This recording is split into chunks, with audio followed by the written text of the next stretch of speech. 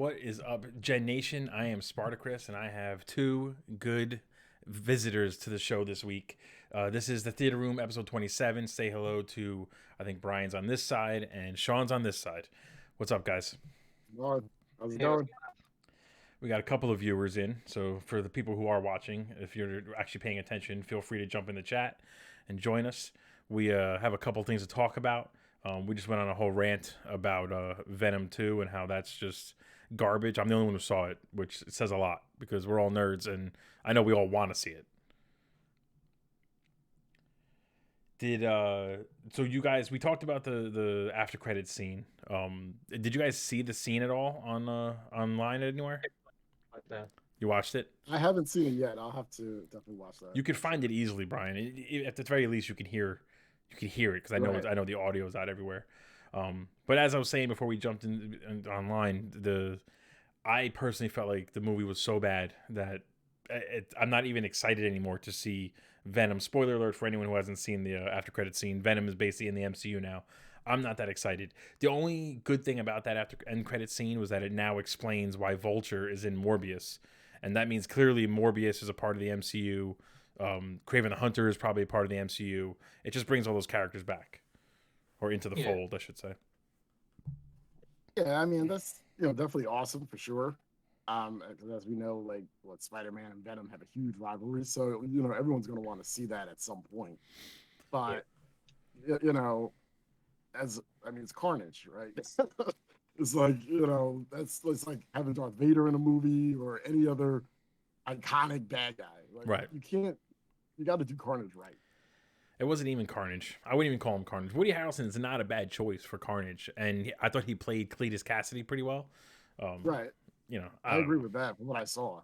Like I was looking forward to Woody Harrelson playing that character. I know he can do that kind of. You know what I would say? So you guys go see it if you want to see it, but I would say that my problem with the movie in a nutshell is that they tried to make it almost like the Deadpool of the MCU, I guess. They tried to make Venom more like breaking the fourth wall, a lot of constant like poop jokes and just PG-13 kind of humor. And that works for Deadpool because he's supposed to be an obnoxious character that doesn't give a shit if you like him or not. But Venom's not supposed to be. He's supposed to be menacing, not funny. I don't know. I didn't like it. Right. We're not going to spend too much time talking about Venom. Let's go to the first thing. This is the thing that kind of I really wanted to talk to you guys about. Did you guys see the Resident Evil trailer that was released? Yes. Mm-hmm. So, did you guys see the international trailer? No, that I didn't see. You mentioned that. I didn't get a chance to check that out. When you get a chance, check it out. They both, for the most part, show the same footage.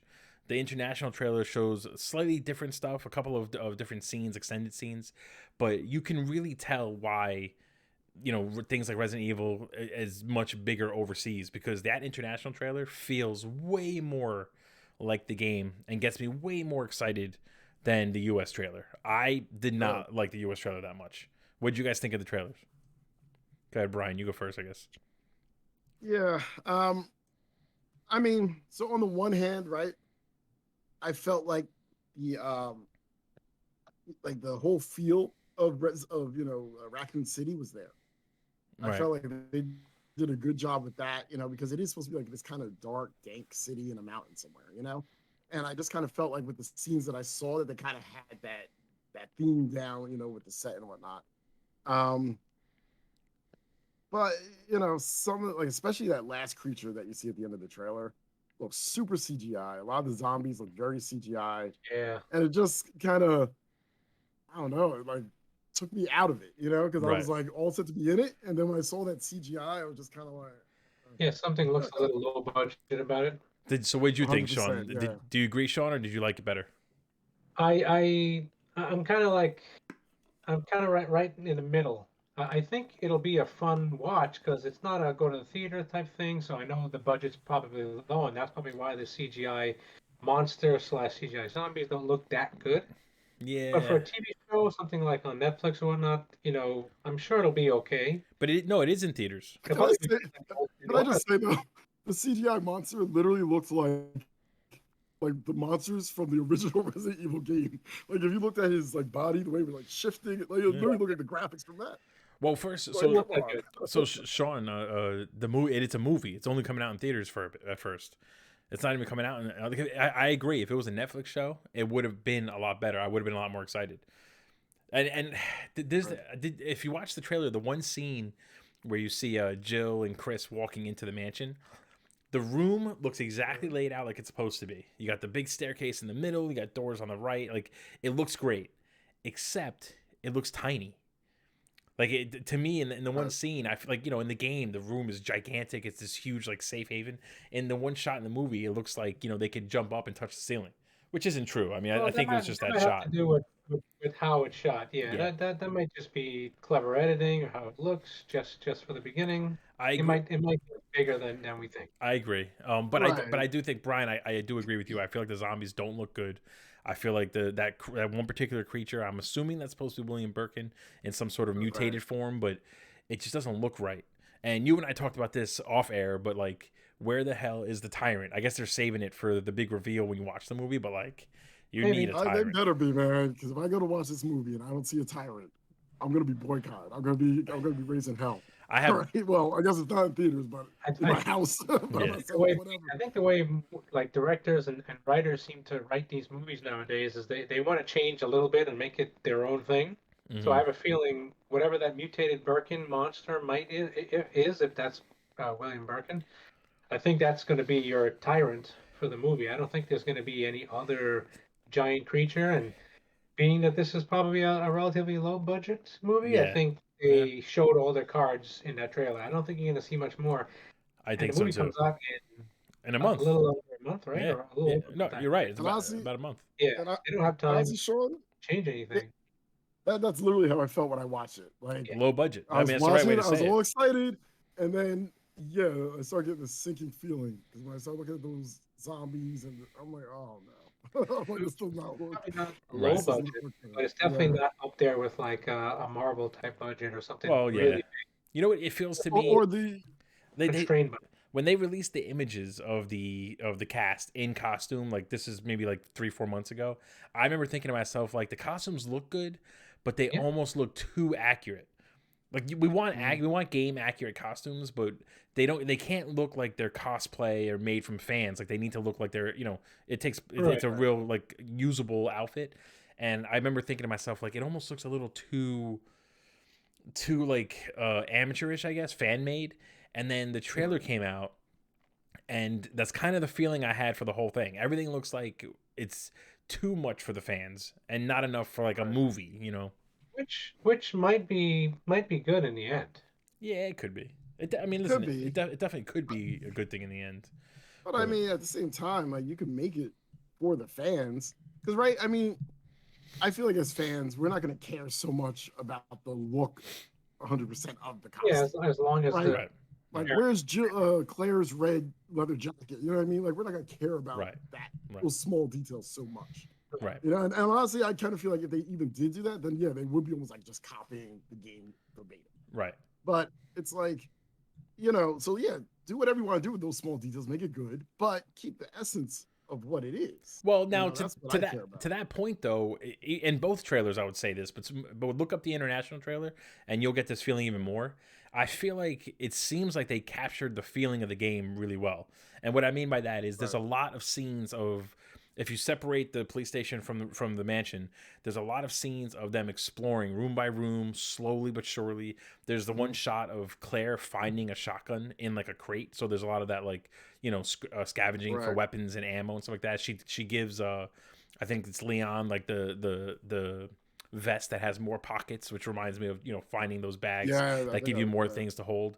So, like, Mhm. in that respect, I feel like they did capture that. But And that this was in the international, or you're talking about the it was American? kind of in both, but the international one sells that feeling a lot more than the Right. US one, US trailer. But having said that, though, because it looks like there's a lot of exploration and a lot of, like, uncovering these, like, secrets little by little. To your point, Sean, this should have been a show.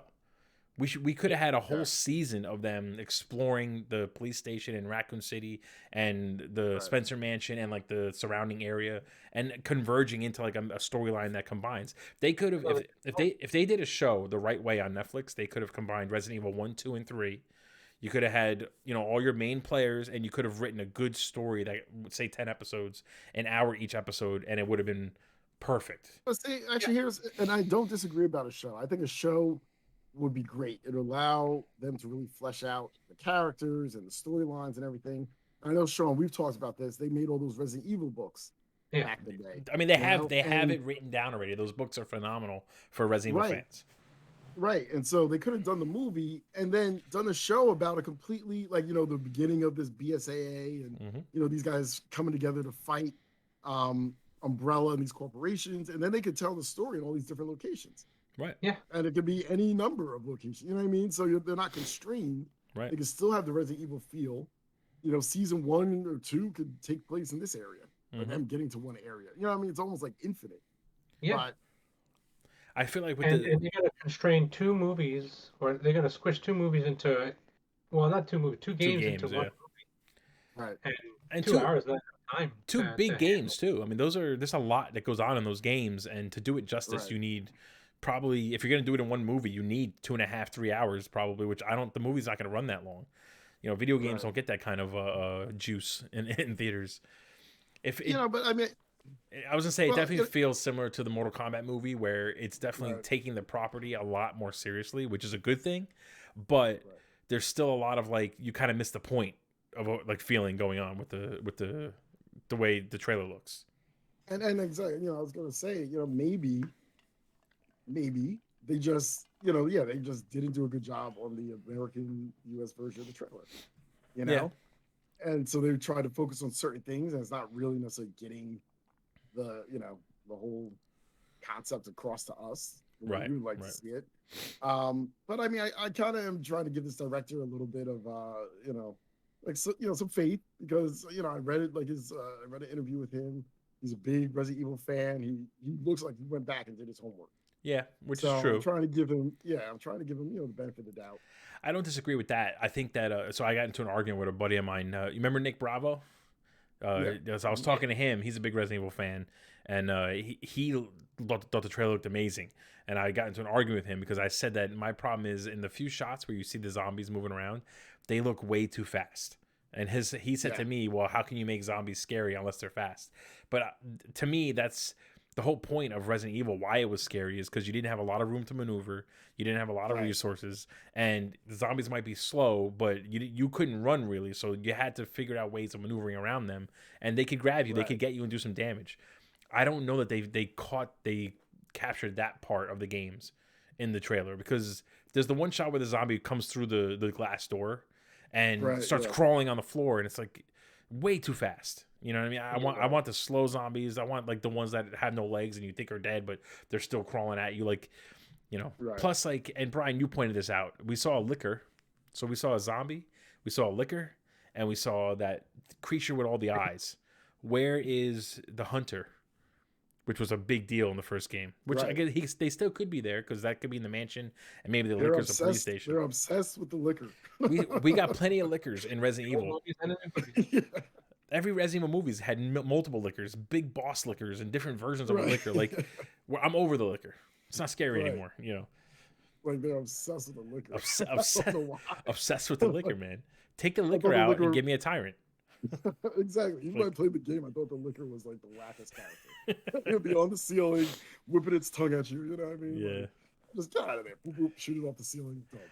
Done. I do think casting wise, what do you guys think about the cast? So I hear a lot about Leon Kennedy.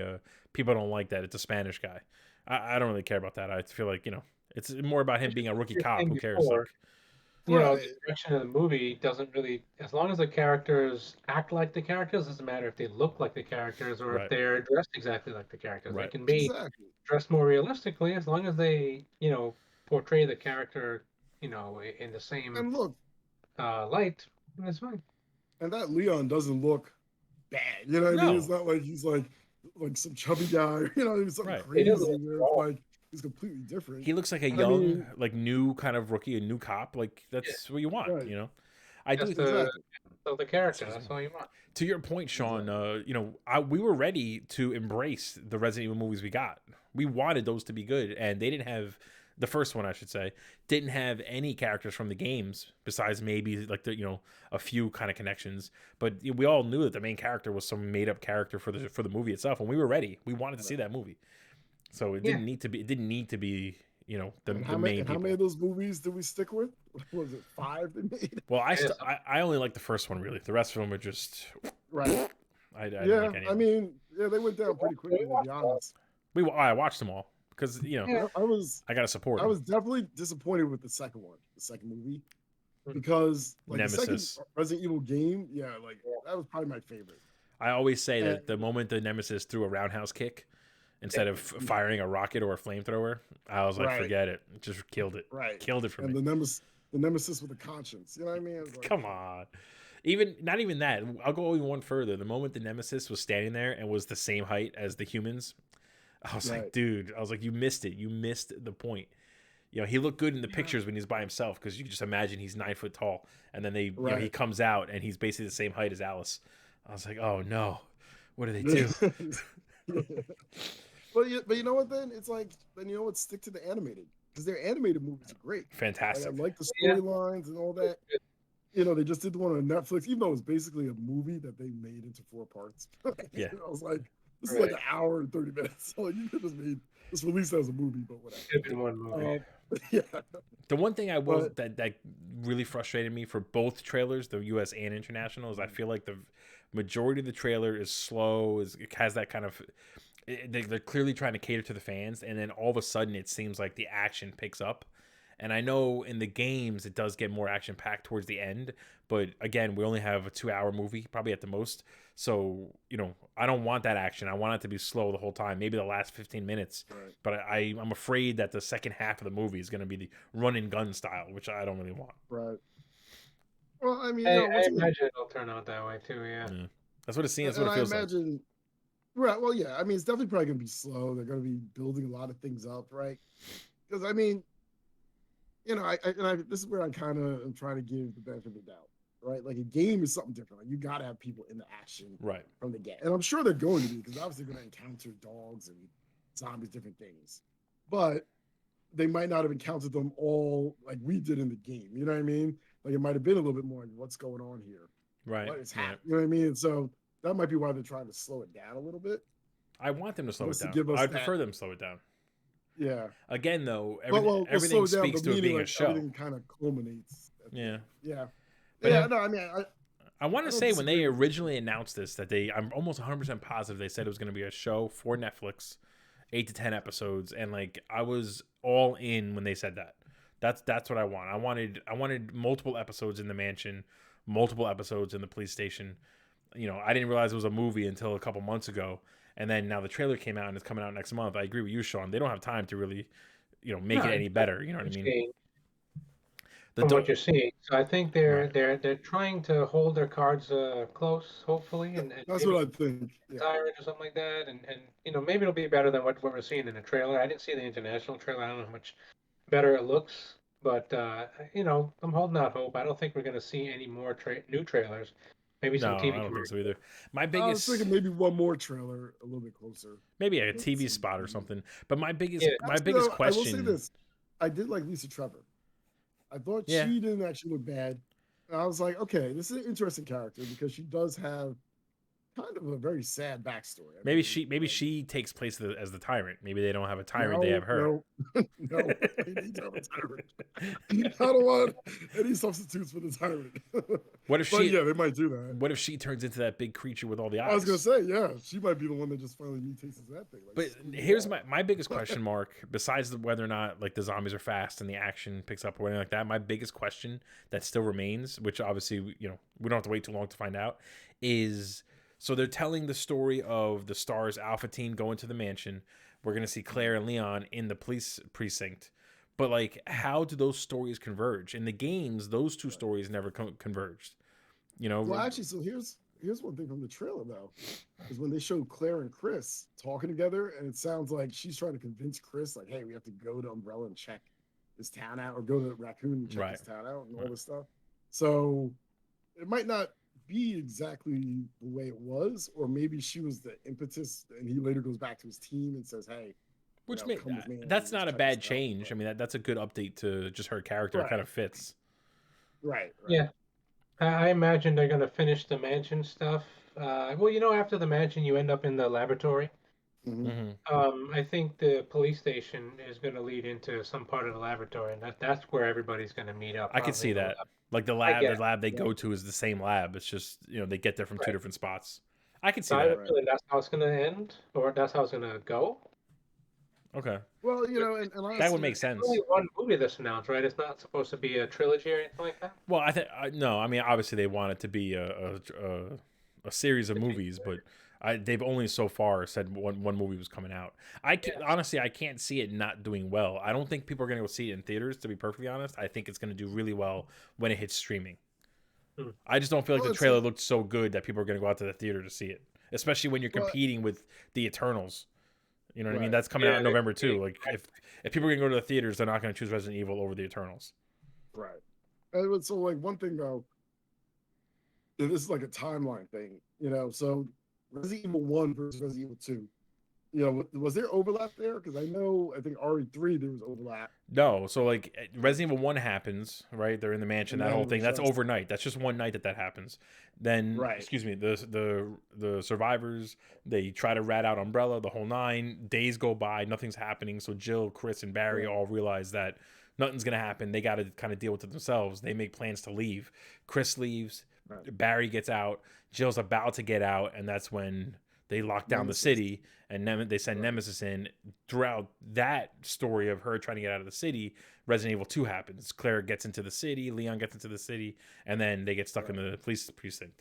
So they're definitely going to obviously make changes, which is fine. That's it's a movie. They're going to have to make some changes to make it fit.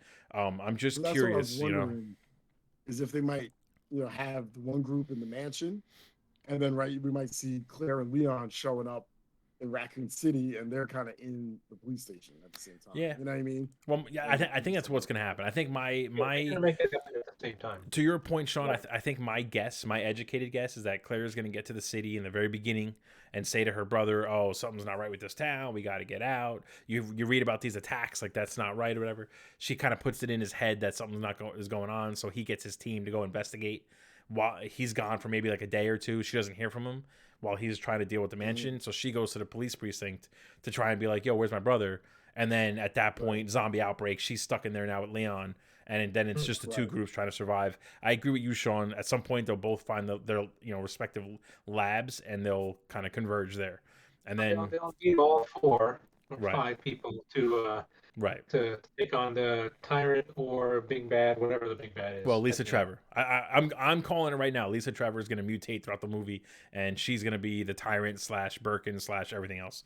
I feel like the actor who plays Birkin is a great choice, but I don't think he's going to be in the movie so much as more as like he's going to be like the evidence. They'll find videos of him or flashbacks, whatever. And his daughter is going to be Lisa Trevor. I think they're going to change it like that, and she's going to be the mutant that's coming after him the whole time. I mean, like based off of what we're kind of seeing from this movie, I feel like they can't do a second movie in the police station. Like, I agree. The second movie would have to jump to Nemesis and something along that storyline. I agree, because it seems like they're merging too much into this one movie. So they're going to cover a lot of ground. I feel like. So I agree with you. They're going to have to move on. Maybe they'll go Code Veronica, and they'll, that'd be cool. Code Veronica doesn't get any love, so they got to fucking give it some love. Exactly. Yeah, that'd be that cool. game was amazing. They won't even remake it like they're making everything else. It's so annoying. That deserves a remake, man. Forget Resident Evil 4. Not my Resident Evil. Like one thing I also want to see from them, which I don't want to fall through the cracks, is Wesker, right? Because Wesker, You see him in the trailer, I think, right? No, he's in it. But I'm saying I just don't want these characters just fall by the wayside. Like I want to maybe see some like clues that there's something up with this guy, right? Because he becomes the biggest bad. Yeah, sure. On the series, and he's coming back. If they're smart, they'll drop a couple of hints, but they'll quote unquote kill his character off in this movie, and then later on we find out that he didn't really die like the whole storyline he had in the games. I wouldn't be surprised if that's a post-credit scene. If that's a what? A post-credit scene. Yeah, 100%. Like maybe you think he's dead, and then post-credit scene, he's like laying there, and all of a sudden he opens his eyes and they're red. And, day for every movie these days is to have a post-credit scene. Every movie I watch now, I stop and I'm like, should I wait for a post-credit scene? That's just I one of just the. watched. They get us. That's one of the I many just watched. ways Marvel's changed cinema. Yeah, I just watched Free Guy the other day. Free Guy with Ryan Reynolds. That's a great movie. I heard that's good. I haven't watched that yet. I gotta give that a shot. That's Where did you see it though? Where did you watch it? It's on Amazon. Is it? Oh, you got to pay for it though. Yeah. Oh, come on. Wait, was it in theaters? Or was I it want just free on shit. Amazon? No, It's in theaters. It's in theaters. I'll rent it anyway. But was there a post-credit scene for that one? No post-credit scene. There's post-credit like funny stuff, but it's not like it doesn't mean anything. I mean, Marvel has gotten me so used to more- post-credit scenes that no matter what movie I watch now, I skip to the end of the credits just to make sure, just to double check. I'm always That's like, what I wait, someone could have survived. Let me just go double check. Yeah. But what pisses me off is on their TV shows they're not doing post-credit scenes, and I'm watching the credits every single time. Like, the Marvel stuff? yeah, they only do it for the finale. But like I don't want to miss out on that one post-creded scene, so I keep going to the end of the credits. Like, Yeah. I know. They should have an announcement, Well, right when the credits times, start. Wait till the end. I mean, first of all, we all know, right? The credits take like 20 minutes. Yeah. How many times has a movie ended and we sat there? Right. And sat there. We're like, okay. Wait, this is that that last bit of stuff they put at the very end. Like this association. You know when it's ending, and then boom. And then the lights come up, and you're like, really? No. Yeah. No, it's like a game trying to figure out when it ends. That's what happened in every DC movie. You wait for post-credit scene, you get nothing. And nothing. It's not like Marvel. And then DC wonders why they can't keep up. Yeah.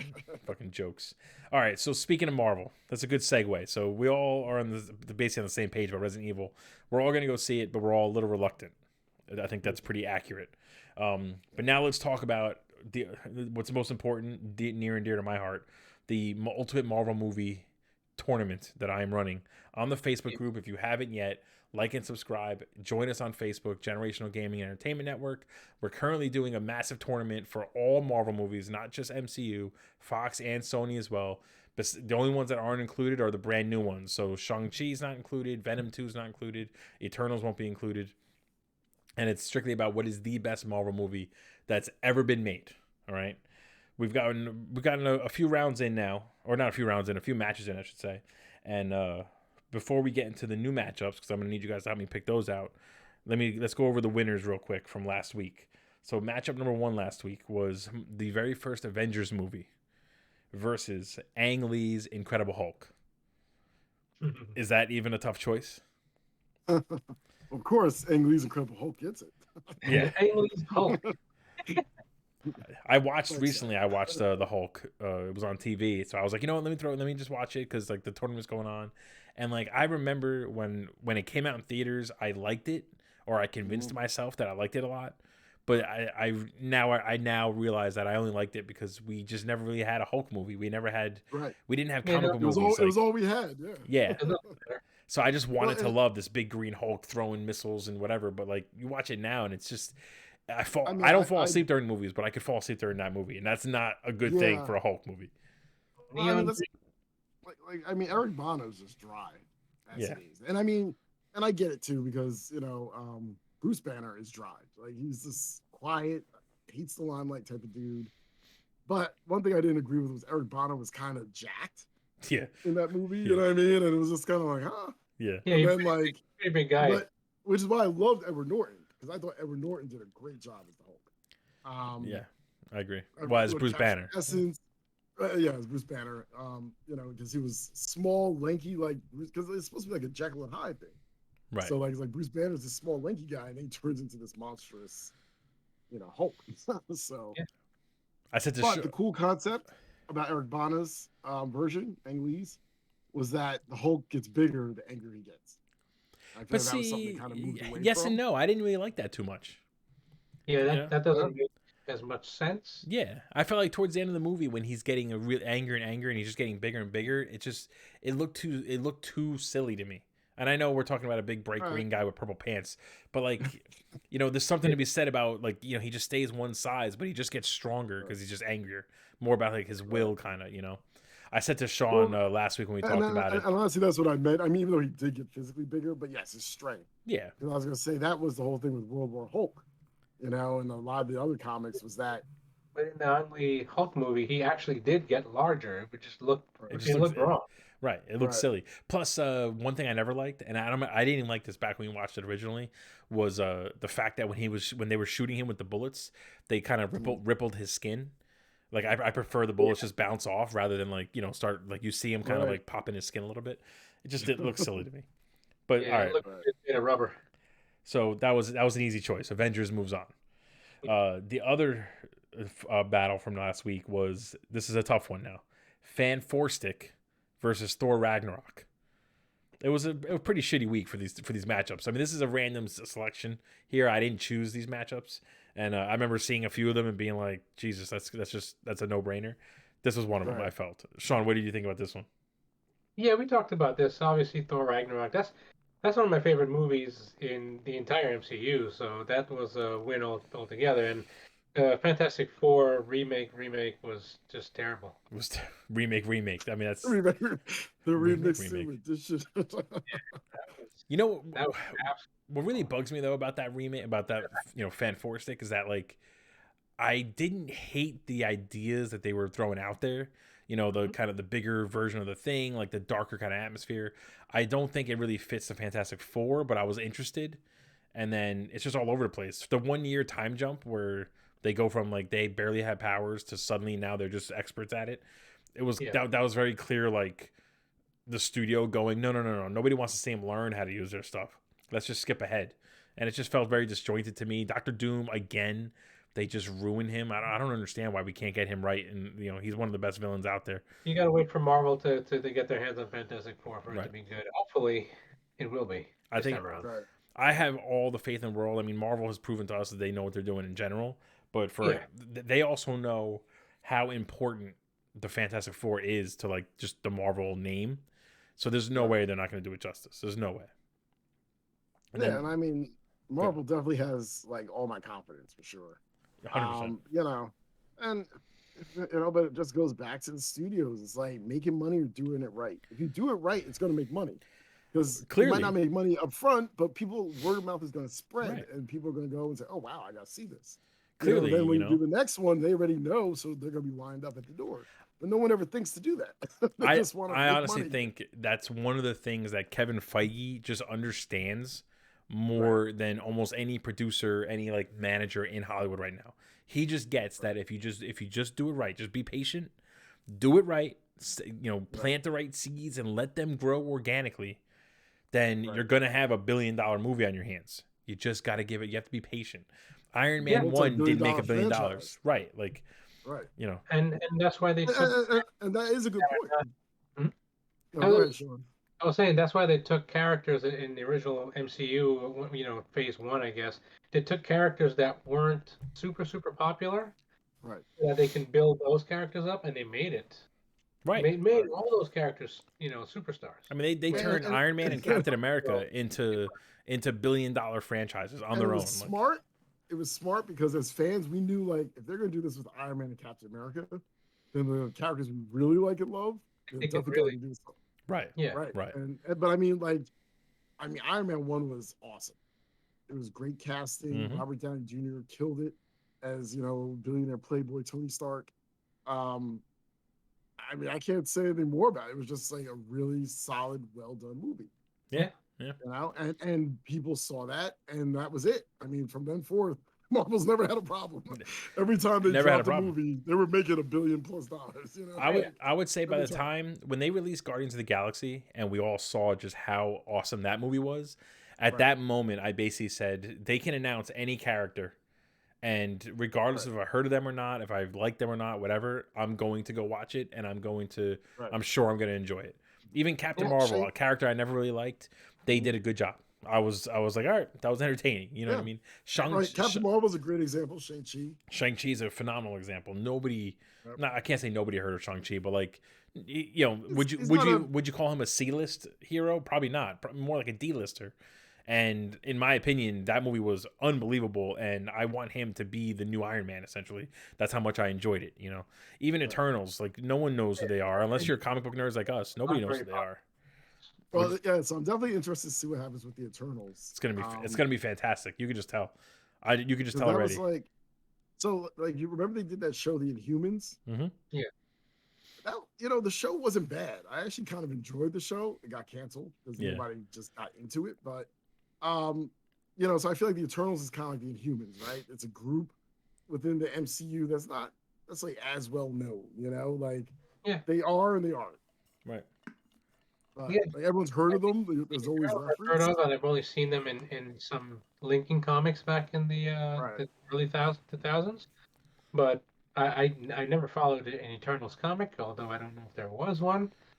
I didn't really I'm sure there follow was them. at some point. There are now, yeah. They are starting to do but I don't know where they kind of stand in terms of people's you know, liking them or not in the Marvel Comics universe. But I'm sure they're going to make them super likable, and you know, it'll be a series to continue on also.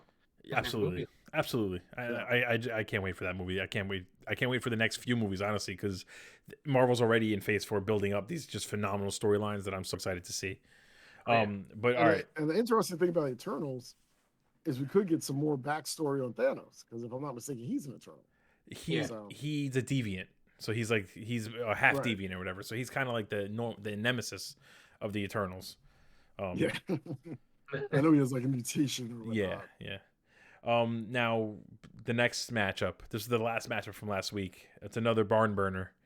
Ghost Rider, the first one, versus Spider-Man: Homecoming. What'd you guys think? Brian, what'd you think of this matchup? I mean, Spider-Man: Homecoming. You know, like I just had to go that route. I mean, look, you know, actually, it's funny. I mean, I guess like Ghost Rider wasn't bad. You know, Nicolas Cage did his thing. I definitely haven't seen Ghost Rider 2, even though I see it's out there, and I'm like, I should just watch it. Like, I haven't been able to get myself to pull the trigger to actually spend the time with everything else I have to watch.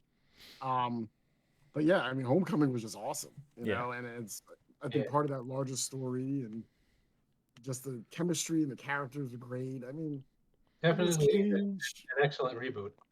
Again, this is another testament to Feige's genius, and I don't know if he should get all the credit, but you know, he took a character that was already rebooted, and that people were kind of like, they're gonna reboot him again? Are you kidding me?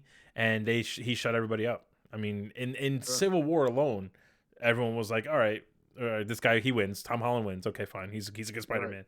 And then they did Homecoming with Vulture, which no one thought would make a good villain really at the time. You know, they said that they weren't going to make it this big epic thing. It was going to be more of a grounded kind of story. And it's one of my favorite. It's in the top 5 of MCU movies, in my opinion. Like, it's just that good, you know. And I mean, it's like, you know, to what you're saying, like when I look at Captain America: Winter Soldier versus, you know, Captain America: Civil War. I mean, I love the Winter Soldier. I thought that was a great movie.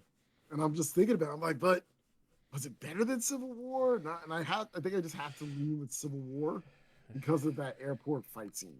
That was probably one of the best. Last week, I think Civil War was better just because of all the set pieces and the amazing scenes that were in there, and just so many more characters and everything. And the chemistry of tying all those characters, major characters, together, just having it work. Like, I mean, that fight scene at the airport was just phenomenal. But see, now this is where really did a good job. This is where the DCEU, and I don't know if they're ever going to try this again, if they just kind of gave up on doing a shared universe.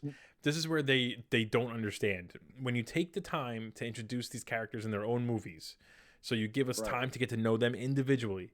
When you put them in a movie like Justice League, or in, you know, just kind of put them in each other's movies or whatever, you don't need to spend any more time establishing their personality. We already know it. So when you're writing those scenes, you can write them from a different point of view, rather than having to be like, well, we got to make sure people know that, you know, Iron Man is kind of a snarky asshole, and that, you know, Captain America is kind of a goody two shoes. We know that already. So you just jump right into it. Like, you know, you don't. That's one of the reasons why I think the DCU has just basically failed overall as a cinematic universe, because they, you know, they're trying to rush it, and we don't know. You know, we didn't know what type of character Ben Affleck's Batman was going to be. You know, we didn't really know what kind of Bruce Wayne he was going to be, and now you're throwing him into this big storyline with Doomsday and Lex Luthor and Superman trying to wrestle with his demons. But it's like, you still got to establish that first, you know? Right. There was no build up. Right. And I mean, just to throw once again, Doomsday is like a tyrant, like, you know, or Bane. Like, you know, you just don't use iconic villains like that. Just the way they did it. I I mean, it mean, was just like a pile of goo that First, Lex Luthor made first into a. for these characters, you shouldn't do that. Yeah, it should be something bigger. In Doomsday fact, Doomsday is not a should 15-minute character. You know, he's a whole Doomsday, movie. Doomsday should have had his own story.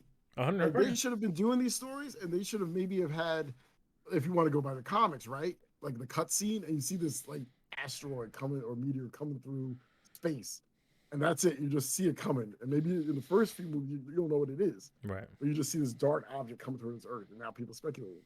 Then as you get closer, then maybe it turns around, and you're like, "Oh snap! It is Doomsday." That's your end credit scene. That's awesome. Those are your end credit scenes. That could have been 4 and they could end have done credit that scenes. over they a number of movies. All right, so now let's get back on the Marvel track because DC hasn't impressed me too much anyway. So now I need you guys' help to pick out the next bunch of matchups. So we have 4 groups. So we're gonna pick one matchup from each group this week, and they're all going up starting tomorrow. Okay. So from Group A, I need you to pick a number 1, 3, 1, 3, 5, 6, 7. One of those numbers. Okay. You want to pick this one? Go ahead, Shaun. Pick it. 3. All right. So 3 is now this is the MCU Incredible Hulk with Ed Norton versus the Punisher with Thomas Jane. This is not an easy one. Hold on, I gotta take a picture of this one. That is hard for me. I definitely love Thomas Jane's Punisher, and as I just said, I liked Edward Norton's Hulk. So, oof. That is not an easy one. So, Shaun, since you picked it, you tell me what you think. I definitely go with Edward Norton's Hulk. Closer to the comics, still kind of related to the MCU. So, I mean, well, to the current MCU universe that characters are kind of from. Yeah, I think it's a better movie overall. I don't remember the original Punisher movie too well. I did see it, but I probably only watched it once, and that was in theaters, and I don't think I liked it enough to even buy that. Well, I definitely didn't buy the Blu-ray, and I haven't watched it again. I don't think. All right, so I wrote you down. You vote for Incredible Hulk. Brian, your turn. Man, I mean, like I said, I really loved Edward Norton's Hulk. Like, I just thought, I mean, one, Edward Norton's a great actor, so I just thought that he really did a good job as Bruce Banner. I thought his Hulk looked good. I thought the whole thing with the Abomination storyline was good. It was solid. But I feel like I gotta lean towards the Punisher because I just thought that movie was well done. It was very contained to like the story that it was, which was fine. But I liked the backstory that you kind of got. It wasn't overly like campy and jokey, but it was just enough that it was likable. It was fun. Right. Thomas Jane did a really good job to me as the Punisher. Like Ray Stevenson might have looked physically more like the Punisher, but I definitely thought Thomas Jane did a really good job. With the heartbreak and the comeback, like it was just a good story. I really enjoyed it. I definitely had it on DVD. I still watch it to this day. All right. So and there's a ton of Hulk movies, so I gotta give it to. I mean, because let me put it this way: as much as I love Edward Norton, it would be a hard thing between Edward Norton and what's his name, Ruffalo, and his Hulk, because his Hulk is awesome as well. So I'm gonna have to go with the Punisher on this one. Okay, it's my boy Thomas Jane. Hey, where are my markups? Hold on, let me just make sure I mark it down again. I don't know why the markups left. So this is Shaun over here. Brian. I mean, one thing to say about that, Thomas Jane Punisher was like, right? So they had the Russian in that movie. Yeah, or Diesel. Right, but the Super Shredder. Worked, yeah, it worked. It wasn't, what I'm saying? It just wasn't like we were just talking about where they bring in these like main villains and it was just bad. Like it was a good fight scene between the Russian and the Punisher in that movie. So I mean, this is a tough one for me. So now, Shaun, I know you didn't like it. I kind of lean towards Brian with the Punisher. I really enjoyed it, but my biggest problem with the movie is that it didn't know if it wanted to really be a Punisher movie until halfway through. And I remember when we saw it in theaters, I remember thinking the whole family gets slaughtered. There's not 1 ounce of blood anywhere. And I remember seeing it in theaters and being like, no blood. Like, how is it not violent? Are you kidding me? And then all of a sudden, Right. to your point, Brian, he fights the Russian, and he melts the guy's face off with hot soup, like, Right. and brutally. And I remember going, where the hell did that come from? There was no blood whatsoever when the family died, but now they just melted his face in front of me. And then in the last fight scene, it's gory as can be. He stabs guy in the mouth, like. And that was still rated R. It was rated R, but I feel like well, I think there was blood. I mean, I think you saw blood on the people. No, but maybe didn't. No, they're all wearing white. Watch it again. It's clean as can be. Maybe some dust everywhere. It's ridiculous. Except for when you know, when Thomas Jane's character gets shot. Like, at that scene, there's some blood, but before then, there's like nothing. And like, so I think I have to choose the Incredible Hulk, because it was consistent. Like, they knew what kind of movie it was going to be the whole way through. Whereas in the Punisher, it didn't feel like a Punisher movie until the Russian fight. Then suddenly it started to feel like a Punisher movie. My biggest complaints with the Incredible Hulk, honestly, one is, you know, the CG is it's crappy. It was early MCU, like, you know, they obviously improved, but it's a little cartoonish. But the leader, you know, we basically, I guess at this point, we're just got to give up on the idea of having the leader become a villain in a Hulk movie or in a Marvel movie. Right. And I'm trying to remove, like, so if you remove Shang-Chi and, you know, Black Widow and some of the more current movies, for the most, Black Widow was good.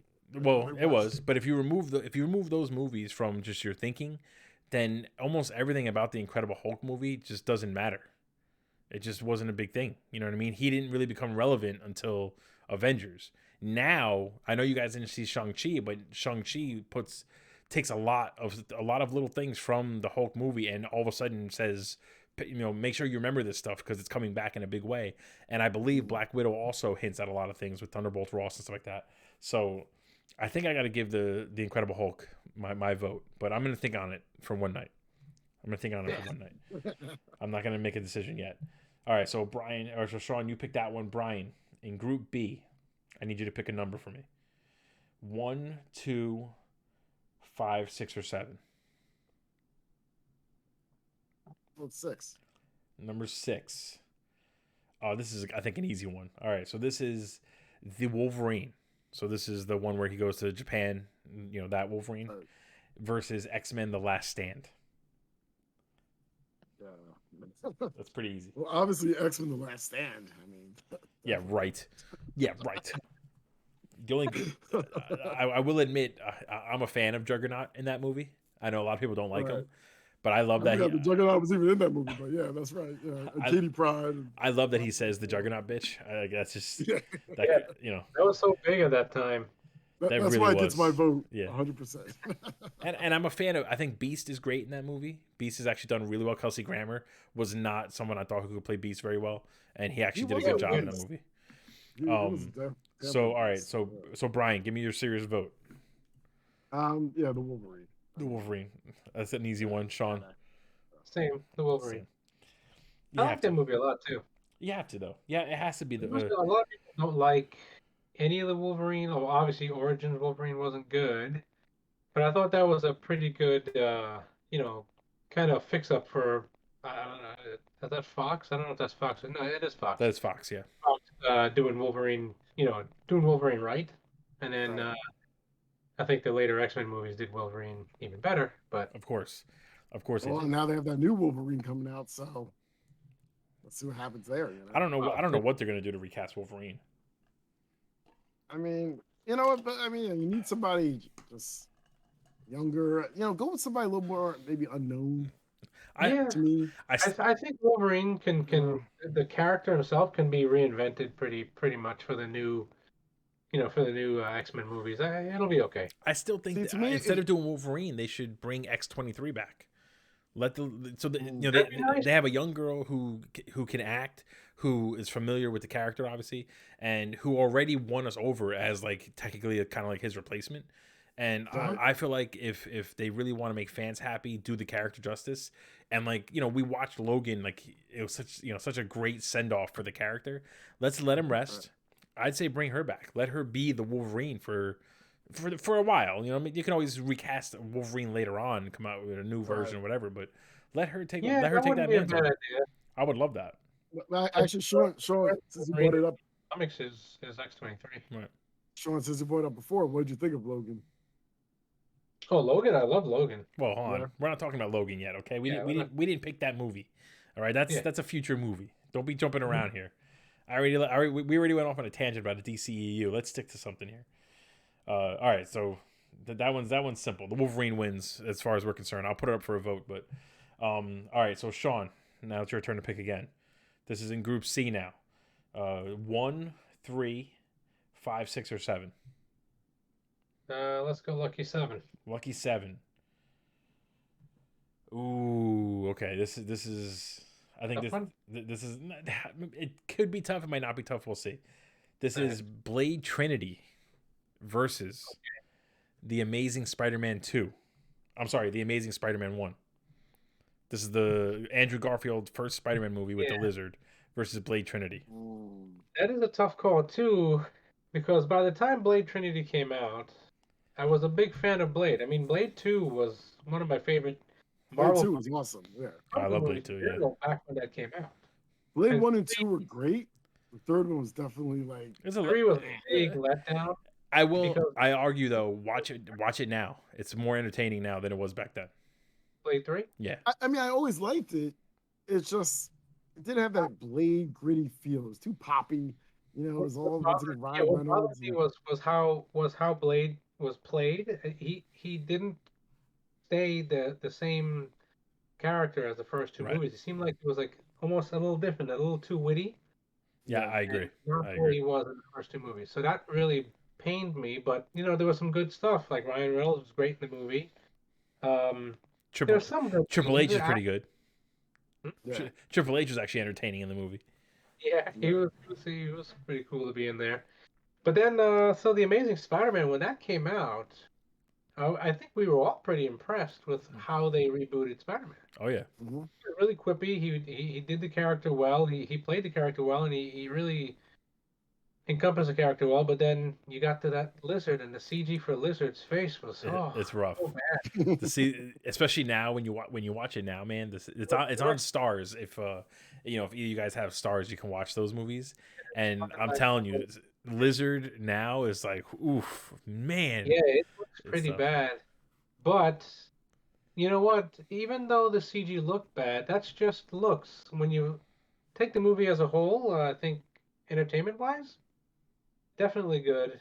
Definitely better than Blade Trinity. I'm going to go with Spider-Man. All right, so Shaun goes with Spider-Man. Brian, which one, man? Yeah, I'm going to have to go with Spider-Man as well. Because I really thought that reboot was awesome. I thought they did a really good job with it. I mean, some of the CGI elements definitely could have been better. But, I mean, the casting was great. Like I said, Andrew Garfield killed it to me as that Spider-Man. He did his thing.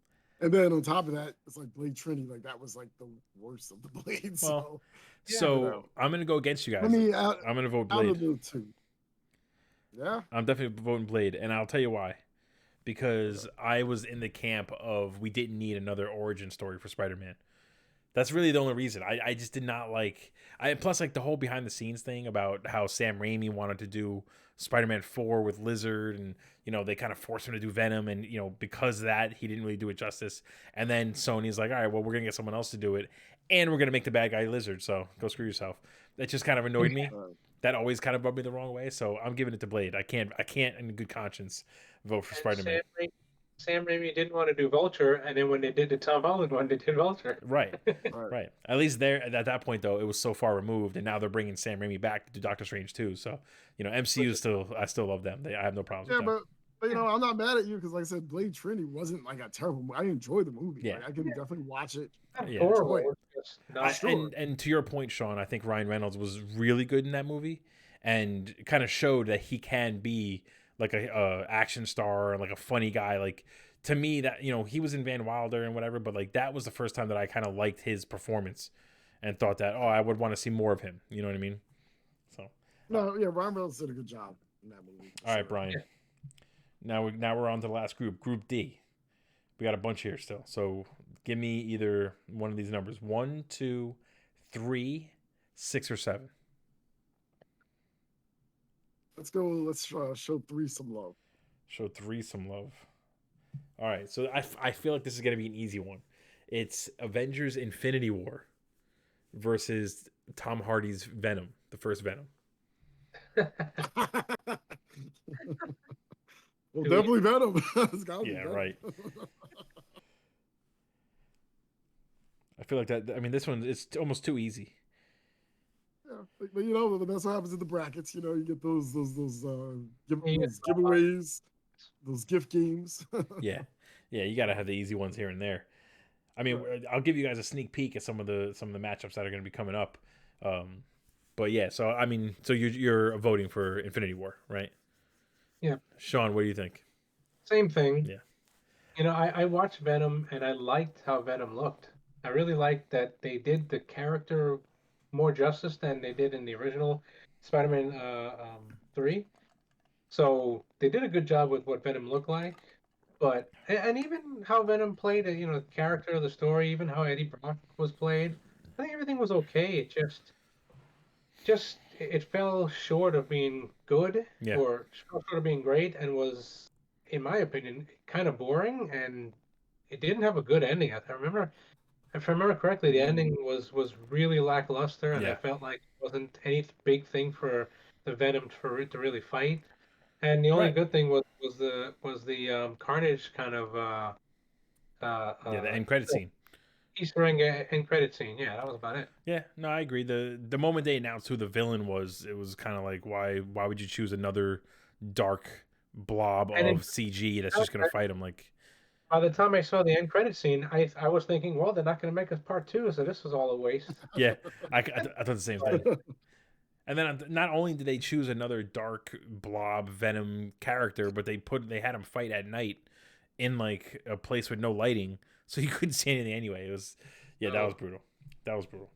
Infinity, Yeah, yeah, and you definitely. got to think, you got to give Infinity War credit too. After 10 years of buildup, they basically said, "All right, Thanos is coming. He's going to be the main bad guy in the whole nine." And they not only did it justice, they basically made him probably the best villain Marvel's ever come out with, the MCU's Yeah, ever come out with. and Right.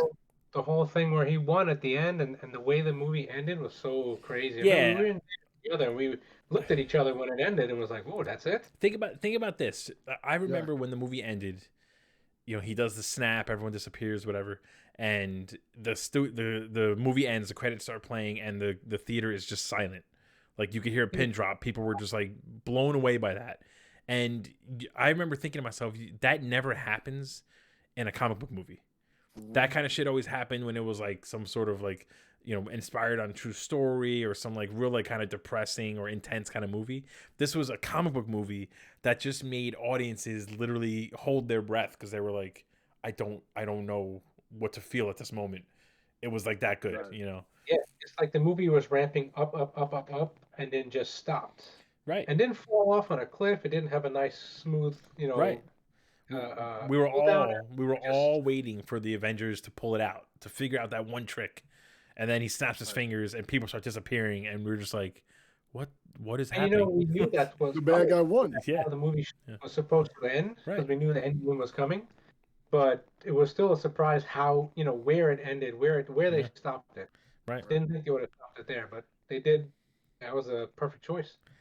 So that's those are going to be the matchups for this week. I'll put them up, you know, on the Facebook group, on TikTok, Instagram, and Facebook, starting tomorrow. But just to give you guys a few hints of what's to come. So I gave Spider-Man, Tobey Maguire, Spider-Man 1, Blade 1, Iron Man 1, and what was the other one? X-Men 1. I gave them all a bye. So they're going, you know, they automatically start in the second round. Spider-Man 1 is waiting on a matchup between Big Hero 6 and X2, X-Men United. That's not an easy choice because if you've seen Big Hero 6, it's actually a really good movie. So then either one of those have to face Spider-Man 1, which is going to be tough. Blade 1 is waiting on a winner between X-Men Days of Future Past and The Amazing Spider-Man 2. So the second Andrew Garfield one. I think we both know how that one's going to go. But that means Blade 1 goes up against X-Men Days of Future Past. And Days of Future Past is a good ass movie.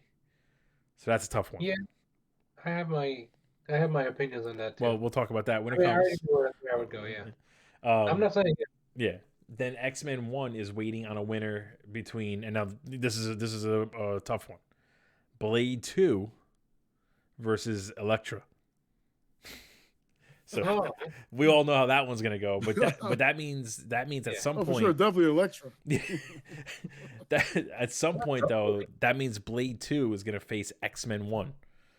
That's a tough one. That's definitely gonna be a tough one for sure. And then Iron Man 1 is waiting on a winner between Thor, the first Thor, and Guardians of the Galaxy Volume 2. So I don't know if that one's as tough, but it's got its merits still. Just on a quick aside, like when you guys first saw Blade 1, right? It basically, like, at least when I saw the movie, I wasn't expecting them to necessarily do a second movie, and I don't think that they necessarily thought they were going to do a second movie. You know what I mean? Right. Because it's like Blade 1 just kind of ends, and then when you go into Blade 2, like it works, but no, but it's definitely it feels so different. It feels so different. Right. Like it's just exactly. So I mean, it feels more like the comic book movie like we have nowadays. Yeah. It feels like more modern comic book movie than Blade 1 did. 100%. And you know what's funny? If you go and watch Blade 1 now, Blade 1 was gritty. It was gritty, very gritty. But if you go and watch Blade 1 now, the CG, the blood effects for the big blood demon at the end are so bad. They're so bad. However, the movie is just so good that even now, you don't even notice it. Like, you know what I mean? Like, it's still so entertaining. You really don't, yeah. And that says a lot about Steven Dorff as the bad guy. He's phenomenal in that movie. I think me and you, Chris, talked about Blade 2 a long time ago, that when we looked at it again later on, like, 10 years down, and that one CG fight scene, I think, right near the beginning where Blade's fighting the two ninjas. Yeah, with the swords. With the godlights. Yeah. The godlights. I remember that being one of the coolest scenes I've ever seen. Oh, man. I watch it again now, and it doesn't look that good. It doesn't look good, but I still remember though. Excuse me, I still remember seeing it in theaters and literally being like blown away by like I can't believe this is what we're watching right now. Like it was just that cool. And even the last scene with Nomak at the very end, the final fight scene and they're jumping off the walls. I remember thinking like this is the kind of superhero stuff that I want to see in theaters. You know what I mean? It was really one of the first times that I was kind of like, this is what I want, Before, what we were getting from Marvel, 10 years down, maybe 10 years away, but the stuff that I say it all the time, man. It's a good time to be a video game, a movie, and a comic book dork. It really is. Like this. Like stuff you is could perfect. definitely see the CGI in Blade 2, like in that beginning fight scene. Yeah. Because like even if you freeze frame it, like just the way the characters look when they're going through a flip, it's like their body extends. Yeah. It's very unreal physics. Yeah. But it was good for the time. Yeah, and they have like that plasticky look. I mean, that's again, that movie came out how long ago, But now, before we get too hung up on that, we have our first round 2 matchup already set and ready to go. We're not going to vote on it now. I want you guys to start thinking about it because this is how tough round 2 is going to get. Right? This is the first one that's been set so far. Spider-Man: Homecoming versus Captain America: Civil War. Ooh. Like that's a tough matchup. That's the first one that's been officially set now for round 2, and I'm already kind of like, dang, that's gonna be a tough one. That's a tough But call. don't give me your votes yet. Don't give me votes yet. We're gonna end the Ultimate Marvel movie talk. I'm gonna put the votes up, and then next week we'll talk about some more matchups. So one last thing we got to talk about before we end the show. Did you guys watch Disney's or Marvel's What If, the season finale? Yep. Yeah, for sure. What'd you guys think? Go. That's Brian. I think I gave you the first chance today. So Shaun, go ahead. What'd you think?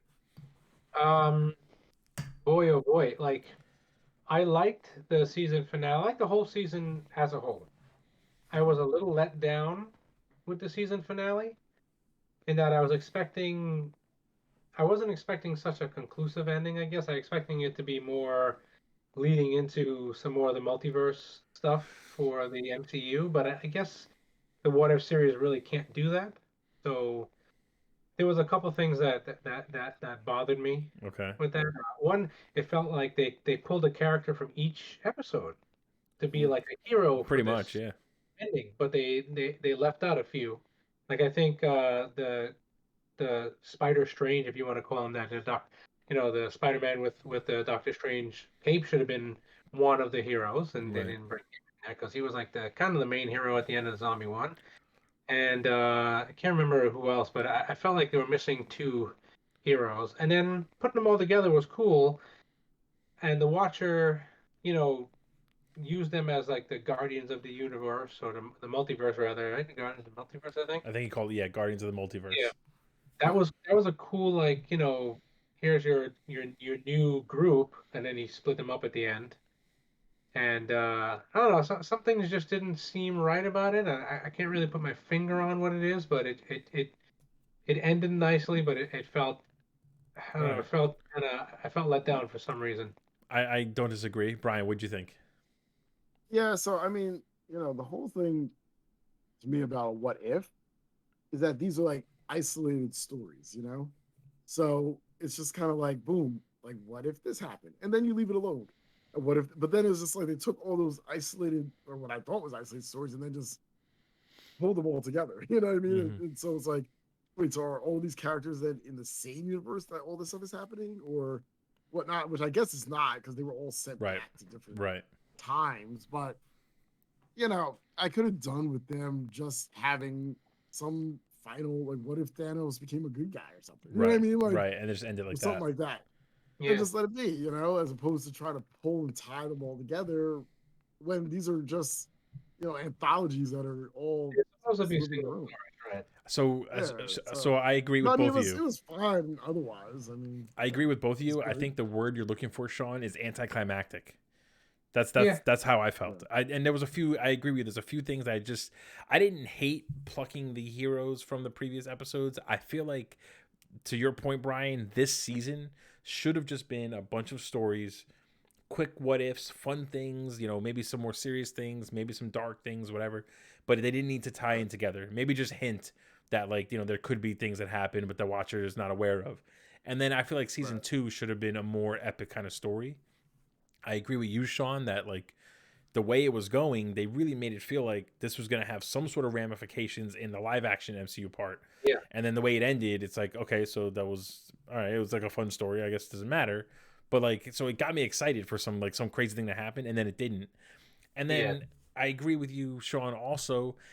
Where was I kept saying, so I recorded myself watching the every episode, and I'm putting it on TikTok slowly, but, like, the whole finale, I kept thinking to myself, oh, like, who can beat that Voltron? Who can beat him? Vision Ultron, who can beat him? And then I said to myself, oh wait, zombie Thanos with 6 Infinity Stones. That would be an amazing fight. Let them go at it. And then the zombies come, and I was excited for it. And Ultron says, oh, it's not the zombies, it's what comes with, or as Doctor Strange says, or Strange Supreme, whatever they call him, it's not the zombies, it's what comes with the zombies. And in my head, I was like, yo, this is it. Thanos, zombie Thanos with Infinity Stones versus Voltron with Infinity Stones. And then they just forget the zombies came. Like, they go to another Earth, and Voltron follows them, and Scarlet Witch popped up. It was on the Witch early, but, like, early, and then she got bitch slapped. Like, she's supposed to be super powerful. Like, I was like, are you kidding me? Right. It was such a letdown to me. Like, I wanted to see that battle. I didn't hate the way it ended with the Killmonger basically wanting the stones, and then not Zemo. What the heck was his name? Arnim Zola. Them battling and then them trapping them in that little tiny pocket verse. That, it kind of shows you how serious Doctor Strange can be, and how how serious he takes his job, because he basically said to, all right, I'll accept my fate of being alone in my own universe, watching this other little universe. But, like, it was a letdown. I felt like it was a little anticlimactic. And the other thing too was, like, the Watcher himself. I don't know why it didn't just kind of bothered me, rubbed me wrong, is like when he kind of got into the action and became a character. You know what I mean? Well, it's like, like, he was a narrator, so he was obviously a character. But once he starts fighting Ultron and doing, I was just like, I mean, maybe they're planning to do more with the Watcher and flush out his story or something like that. But I don't know. I didn't need him to kind of come into the action. He could have just still stayed as what he is, the Watcher. He's just watching these stories and just narrating the different episodes. But now it's like they made him a character. So what happens now in the next what if? Right. Is he gonna pop in and say, "Oh, hey guys, thanks for helping me out"? You know what I mean? I'm sure he is. Or just go back. He has a relationship now with these characters. Right. Right. However many 5 characters, let's just say. And in the next season, I'm guessing they're going to have another situation, which is what they're basically leading up to. Is another situation where you need to gather the Right. guardians of I forces, agree. I agree. which yeah, like Brian says, is kind of doing a disservice to the Watcher because the Watcher's not supposed to be gathering heroes to make a team at all. Well, I would argue Right. that in the comic books, Uatu the Watcher does get involved here and there, and generally when he gets involved, it's really just to announce that some major shit's happening and like get your shit together. But Right. what I was saying before, I think applies also. It's like it's too fast. You know, give us one season where he's just narrating, where we're just Right. hearing these shows, like almost like lull us into a little sense of security. Like this is just how it goes, and then imagine how much cooler it would have been if next season, you know, it almost started with Brothor having his little party, and then the Watcher being like, "Wait, what's going on?" And then like all of a sudden we're like, "Wait, he doesn't know what's happening? Like he knows everything." You know, to do that in the first season, kind of, I agree with you, kind of undermined him a little bit. And then Yeah. on top of that, to have him, you know, put on his suit of armor and like literally go toe to toe with Voltron, and then in the finale he doesn't even fight. I was like, Right. come on, dude. Like, I was almost looking forward to him being down there with him going at it, you know?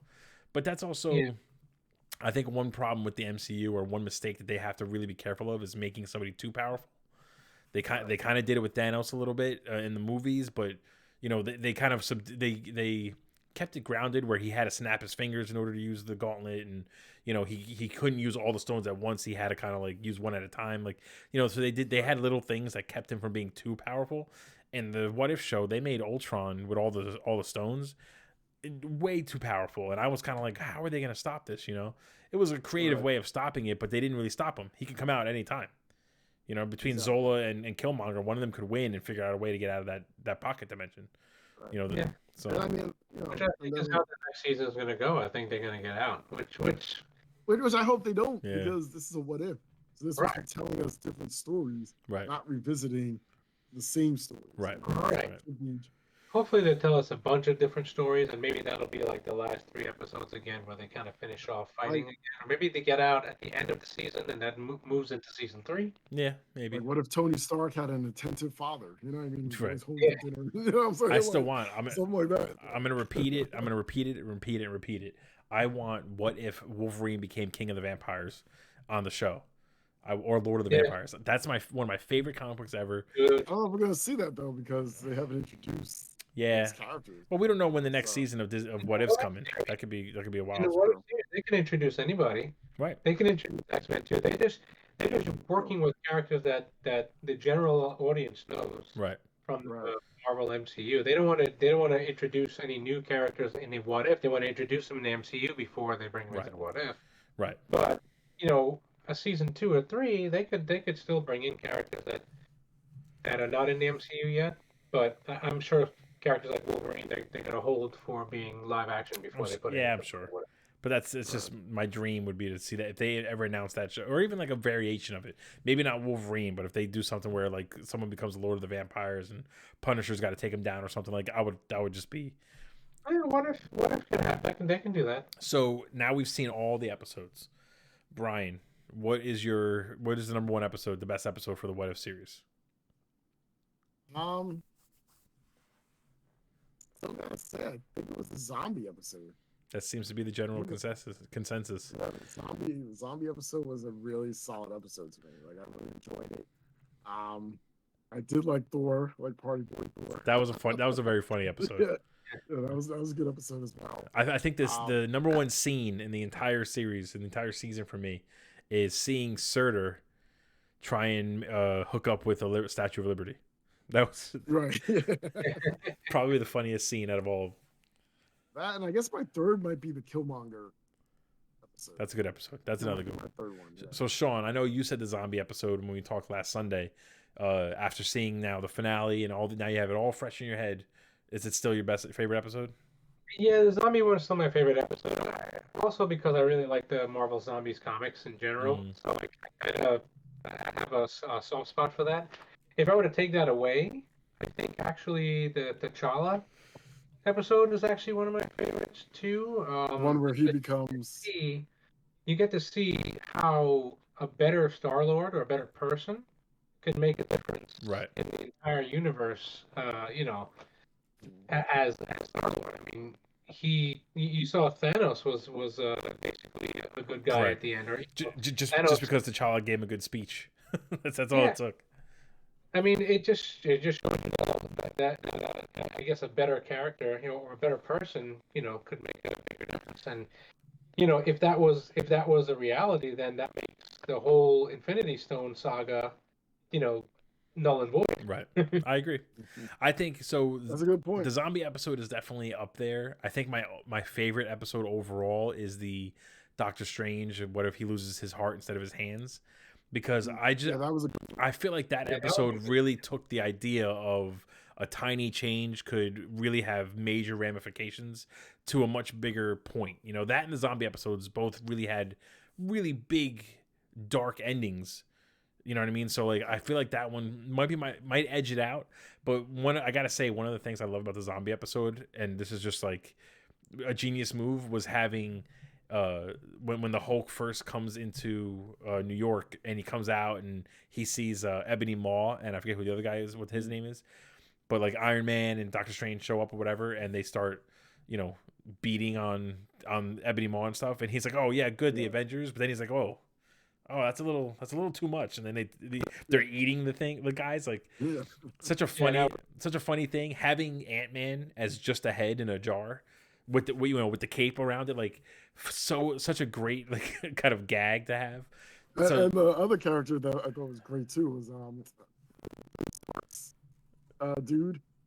Oh, Happy Hogan, yeah. Now he's got the one-handed gauntlet, and he's just pew pew pew. It's just I will say, because the zombies pew.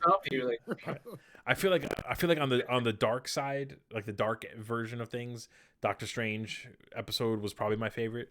But on the more of creative side of what these shows could be, the zombies probably beat it out. And then on the funny lighter side, Bro Thor was my favorite episode. Oh, yeah. The idea of him being a threat to humanity on Earth just because he wants to party is just such a funny thing to me.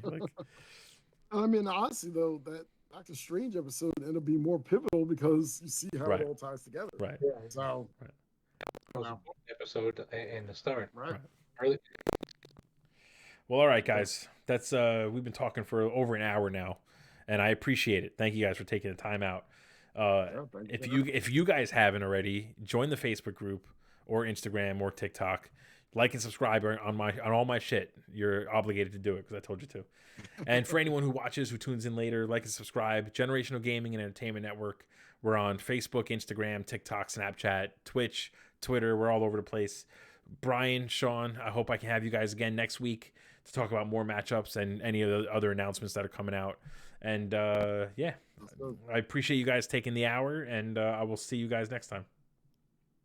Sounds good.